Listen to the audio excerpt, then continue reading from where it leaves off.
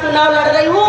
ये क्षेत्र की जनता मुझे भरपूर वोट देती है महाराजा साहब, लेकिन आपने देखा मेरी जनता मुझे चाहती है, मेरी जनता मुझे अच्छा कहती है।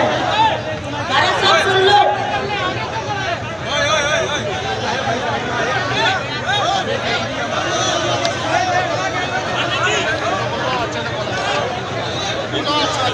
शांति बनाए रखें, थोड़ा शांति बनाए रखें।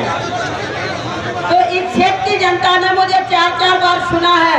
और सम्मानीय कमलनाथ परसों महाराजा साहब डबरा में आए थे। मेरी ससुराल की डबरा विधानसभा महाराज साहब मेरी ससुराल है, इसमें मैं 20 साल से जनप्रतिनिधि हूँ और मेरी जनता मुझे दिल से चाहती है, मैं जनता को दिल से चाहती हूँ महाराजा साहब। लेकिन जो कमलनाथ जी ने मेरे ऊपर ऐसी टिप्पा टिप्पणी की है तो मेरी जनता महाराजा साहब बहुत दुखी है जो मेरे साथ है हमारा साहब। मैं आपसे क्या कहूँ, जो बात उनने कही है उसको मुझे बड़ी ठेस पहुंची है, उससे ऐसी ठेस पहुंची कि मैं जनता के बीच में भी महाराजा साहब वोट मांगने में मुश्किल पड़ रही मुझे।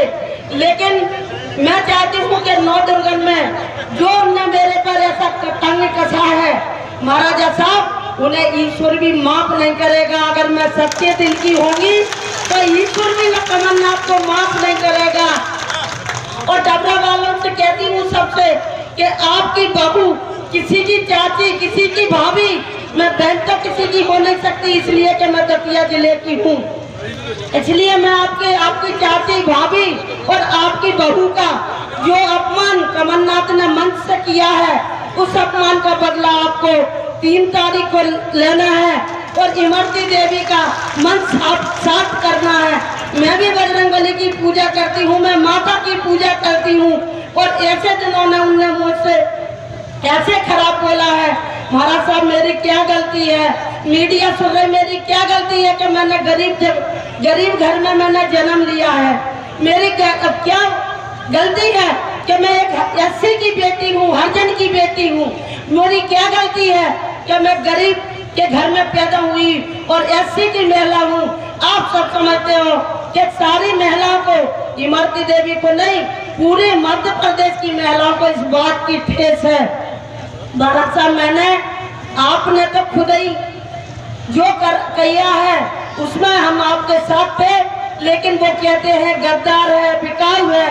लेकिन मेरी जनता जानती है महाराज साहब, चाहे व्यापारी हो, दुकानदार हो, अधिकारी हो, कर्मचारी हो, अगर 15 साल में मेरे से कोई कह दे कि इमरती देवी ने 1 रुपए का भ्रष्टाचार किया है, मैं राजनीति छोड़ दूंगी महाराज साहब, मैं राजनीति नहीं करूंगी। लेकिन आपके मान सम्मान के लिए महाराज साहब, आपके मान सम्मान के लिए और इस क्षेत्र की जनता के विकास के लिए मैंने पार्टी छोड़ी है और मैंने दल नहीं बदला। मेरा दल श्रीमान ज्योतिराज सिंधिया है और मैं ज्योतिराज सिंधिया के साथ कल भी थी, मैं श्रीमान के साथ कल भी थी और श्रीमान के साथ आज भी हूँ। मैंने महाराज को नहीं बदला। महाराज मेरे नेता हैं, महाराज ने और आपने दोनों ही ने मिलकर, महाराज साहब ने और आपने मुझे धूल में से उठाकर एक सिंहासन दिया है। मैं ना तो आपको भूल सकती हूँ, ना मैं श्रीमान सिंधिया जी को भूल सकती हूँ। लेकिन जो भी पापी आएंगे और ऐसी बात करेंगे, महाराज साहब मुझे बड़ा दर्द है। और नवदुर्गन में जो बात उन्होंने कही है, देख लेना महाराज साहब, 1 साल के अंदर मैं वचन देती हूँ कि वो आदमी राक्षस से बुरा हो जाएगा। मैं भगवान से दुआ करती हूँ, रोज बजरंगबली से दुआ करती हूँ कि मेरे साथ जो भी उनने किया है, मेरी ससुराल की मंच पर मुझसे ऐसे तंग कसे हैं कि उससे महाराजा साहब मुझे ये लग रही कि मैं राजनीति छोड़ के घर में बैठ जाऊं।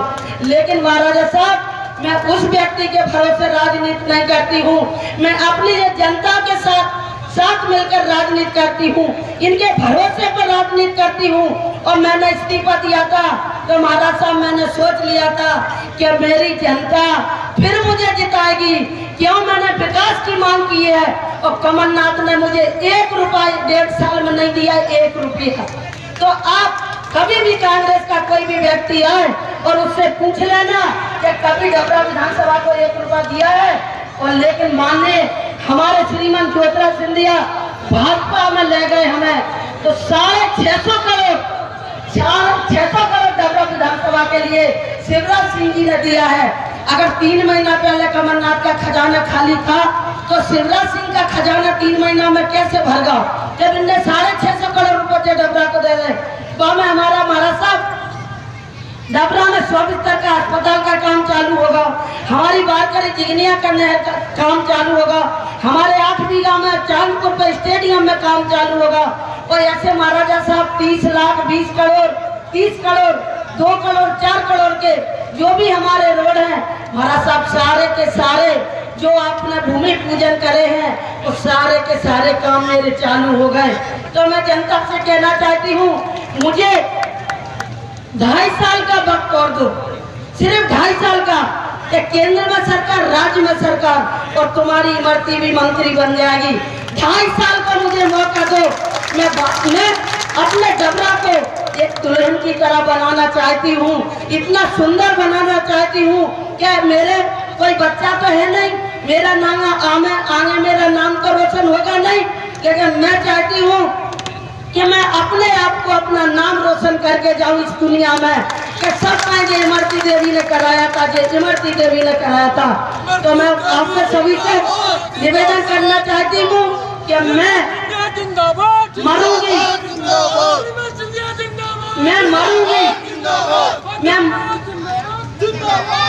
मैं मरूंगी आपके लिए और जीऊंगी आपके लिए। जब भी आप मुझे पुकारोगे मैं आपके दुख सुख में खड़ी भई हूँ और हमेशा बनी रहूंगी। मैं किसी के डर में नहीं जाती, कोई भी मंच पर कछु कहे, लेकिन मुझे लगता है कि ये आदमी कितना खराब है, कितना हल्का है। मैं भी 12 साल कांग्रेस में रही हूँ, मैंने महाराज साहब के संगे 20 साल कांग्रेस की सेवा करी है। मैं कांग्रेस में रही हूँ और विपक्ष में बैठी नहीं 10 साल 12 साल, लेकिन भारतीय जनता पार्टी के एक आदमी ने मेरी इज्जत पर उंगली नहीं उठाई, मेरे से गलत नहीं बोला, क्यों?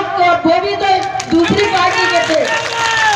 लेकिन मैं आपसे कहना चाहती हूँ कि कमलनाथ जैसे वो तालाब में तना पानी बचाता ना थोड़ा सा तो मछली फड़फड़ाते, कमलनाथ जी इसी तरीके से फड़फड़ा रहे, लेकिन फड़फड़ाने से कुछ नहीं होगा।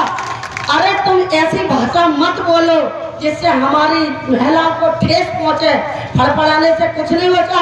और महाराजा साहब मैं वादा करती हूँ कमलनाथ की सरकार कभी नहीं बनेगी, इस बार तो बनेगी क्या, जीवन में कांग्रेस की सरकार मध्य प्रदेश में नहीं बनने वाली।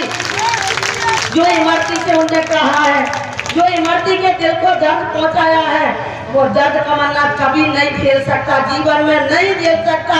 मैं एक सच्ची महिला हूँ, सच्चे दिल से आपके आगे काम करती हूँ। आप ही बता दो 12 साल में मुझे किसी ने कलंक लगा पाओ, व्यापारी ने, दुकानदार ने, किसान ने, चाहे अधिकारी कर्मचारियों ने। महाराज साहब मैं बड़ी साफ तरीके से राजनीति करती हूँ, इसलिए करती हूँ कि गरीबी मैंने देखी है, मजदूरी करना मैं जानती हूँ, चूल्हे चौका का काम मैं जानती हूँ,